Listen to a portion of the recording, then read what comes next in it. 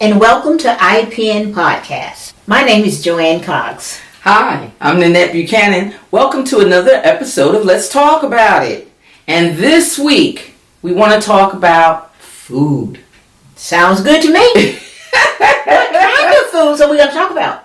I want to talk about the dinners. Okay. Different occasions, different dinners, the things that we do, the things that we fix. We're going into a holiday season. Mm-hmm. So let's talk about what do you fix for different events. Okay. Weddings, birthdays. Mm-hmm. What's the traditional Friday night dinner? Yes. If you're watching the movies with the kids. Mm-hmm. Well, that's a good topic because of the fact that you don't think about it, you just do it. You just do it. And sometimes it's a ritual. Yes. Sometimes like for example, where did they get the idea that black eyed peas went with the New Year's? That you had to have black eyed peas in order to have a good year? Yeah. Well, I can tell you this here. I had to have it growing up. You had to have a spoonful of black eyed peas and rice. And if you don't want to eat it, it's okay. But you're going to eat this spoonful. Exactly. For some reason, here we go with the superstitions again. Yes. We talked about that. Yeah. But the thing about it is that for some reason, some meals were just repeats. Yes. You looked forward to them. You knew that you were going to have it. That barbecue. Yes.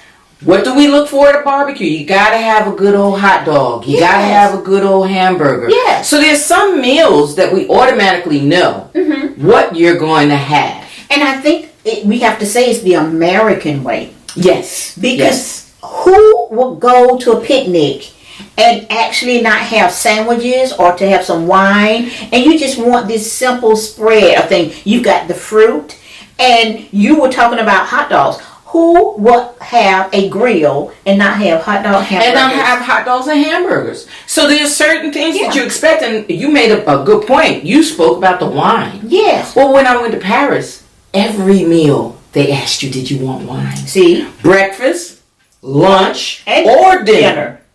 Every meal they asked you. And their coffee was so strong, it was almost like liquor though. But the thing is that there's certain things that are traditions according to where you are. And that's why I brought up it's the American way. Yes. Because there are other cultures and places that is just tradition I know in Germany, after dinner, about 2 hours later, you're going to have tea time. Yeah. And so you're going to have that tea and you're going to have some type of pastry with that. Okay. You know, and it's not like overly sweet or anything like that. And it's just something that they do. And it's a norm. Yeah. It's a norm. It's a tradition. Yeah. It's a tradition. Well, what about that Sunday meal? Okay. Going back to go to grandma's house and have that Sunday meal. Now, my family doesn't do it, thank God, because I'm the grandmother. But they but we don't have that traditional Sunday meal. We have that drop in. Hey, I'm coming over, and you know that they're coming. You know, but we don't have that every Sunday meal. Yeah. After church Sunday meal. We don't have that. Well, it's something to me about church that really makes me hungry. And it's like I expect to have a hot meal on Sunday, and I expect it to be vegetables and starch and a meat and bread and something to drink. You know, it's got to be full course. A full course meal. Yes, and it's that, for me, it's that traditional soul food, what we call it. Right. That means it's got to be some collards and it's got to be some cabbage in there. Right. You know? And so that. And when you said that Sunday meal, I laughed because of the fact that I have eaten something and I'd say, this is not Friday. I would say this is not Friday food. This is Sunday food. Yes. And because I want something different on a Friday night versus on Sunday after church. Because you know Sunday after church you're going to have that meal. Yeah, that makes sense. Well, what about the fact that you have the dinner for breakfast for dinner? Yeah. The breakfast for dinner. And vice versa. I used to love that. To be able to say, hey, what's for dinner, and it be your breakfast. You know, get up the next morning and you be like, well, I don't know what I'm going to eat now because I just ate that the night before. Yes. But we do that. And not only that, a brunch. Having brunch around 1 o'clock where you're having the breakfast a little later. Yes. You know, that happens a lot on vacation that you have that. Yes. How many times have you been on vacation where you've tried a new tradition? Quite often. Because I think the whole point of being in a different setting is to eat a different is meal. to eat that. I'm not going to go to New Orleans, and eat the food from where you're from. Exactly. Right. If I go to Oslo, Norway, I don't want to go to McDonald's. Right. Well, I'll tell you, we went for our honeymoon, and this is years ago, but we went on our honeymoon and did the same thing. Yes. We went to Jamaica, so I figured I'd try something a little different. Not knowing blackened meant hot. I can't eat spicy food. Did not know it. Ordered blackened catfish. This black fish comes out, and I'm like, well, what in the world did they do to the fish? I had no idea. And the man was very nice. He said, oh, ma'am, that's the spices. Mm-hmm. So I'm not thinking spices as in hot spices. I'm thinking flavored spices. And they're so accustomed to hot. Mm-hmm. I was literally tapping it with my fingers and touching it with my tongue and trying to peel back the outer layers because the inner layer was so good from it soaking in. The food was delicious. Mm-hmm. Now ask me what my husband ordered. What did he order? A cheeseburger. You see what I'm saying? He said he was not going to try anything he didn't know. And you know what? Now, when I'm home, and when I say home, not necessarily in my house, but when I'm just in the area for the viewers, we're filming this from Fayetteville. I am saying I'm not going to go to a restaurant and really explore when I'm hungry. Right. Because then you order everything. No, it's not about ordering everything. It's about me saying, I need to like this. Oh. I'm hungry and I want to eat. Right. And you want to have a good meal. I am not going to test anything new right now. That's true too. And what about the fact that you get there and you have this desire for something and they can't cook it the way you wanted it? I have that problem all the time with steak. Oh, that's hard. I say medium well done. I could even say, well done, not charred. I could say, don't have the blood. No matter what I say, they can't get the steak right. Well, they just can't get it right. I won't name places, but there are several restaurants that literally have a picture. Because what medium well for me is not medium well for you. And I could tell them, I don't want any red meat.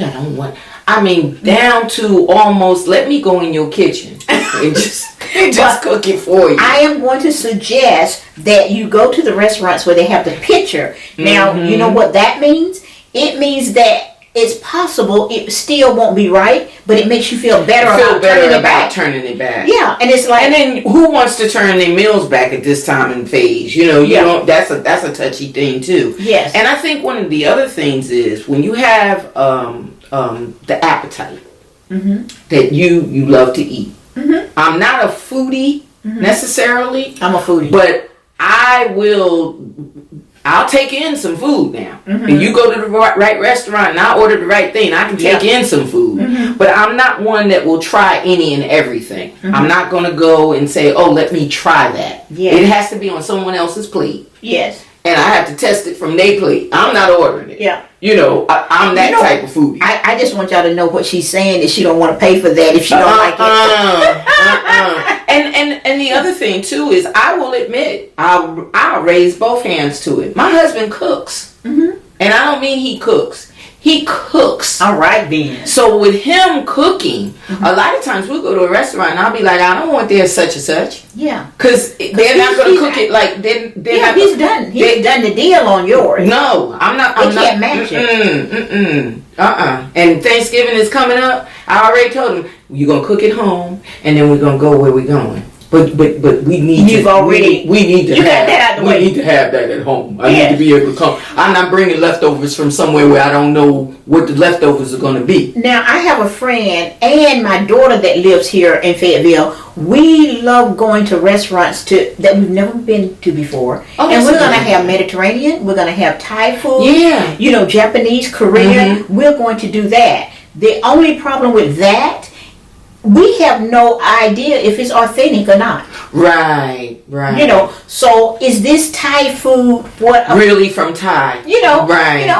I want some Korean barbecue. But how do you know if it's a Korean barbecue? So I can honestly say that, oh, this is good, or this and is you know not what? good. That lesson, that brings up a point. I remember going to New York with a group of trainers, and we were celebrating the class that had graduated, and the lieutenant decided to take out all of the trainers.